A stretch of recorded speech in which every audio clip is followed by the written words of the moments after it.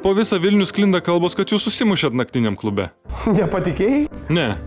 Tai durnas. Buvo. Geros mušnės gavosi. Pats mušėtės. O tai kur buvo jūsų apsauga?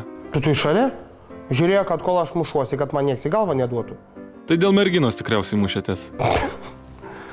Dar negimė tokia mergina, dėl kurios aš mušiausi. Nors ne, gal jau ir gimė, dabar jai kokie 3 metukai, tai po 15 metų aš ją sutiksiu ir... Nu, žodžiu, tai va, tai normaliai klube linksminausi. Šokot? Aš nešoku.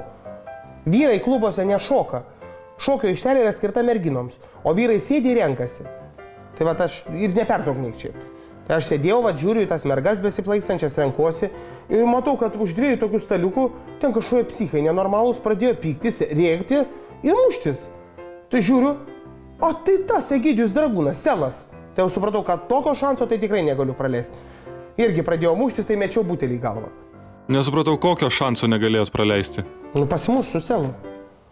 Tai ką dabar laikraščiuose ir žurnaluose rašos? Milijonierius, turi pinigų, turi hamerį ir viskas. Tai jeigu aš pasimuščiau su Selu, tai atskleičiau visai kitokį savo gyvenimo kampą. Atsiskleičiau visuomeniai visapusiškesnę savo asmenybę. Tai kai baigėsi muštynės?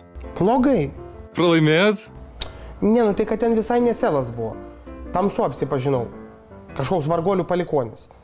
Tai paskui priskabino barmenas, kad sudaužiau butelį. Tai dabar, kad reikia nupirkti naują.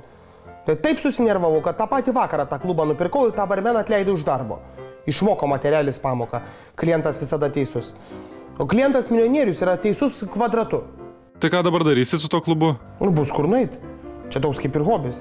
Šis kiekvienas milijonierius turi turėti tokį.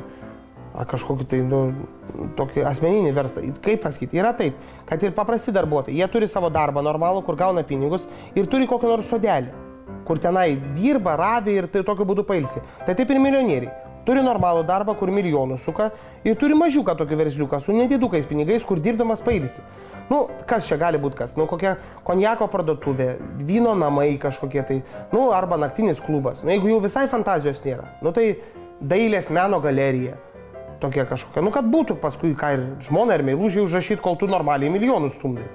Kokia milijonieriška romantika. Čia ne dėl romantikos, čia dėl mokesčių.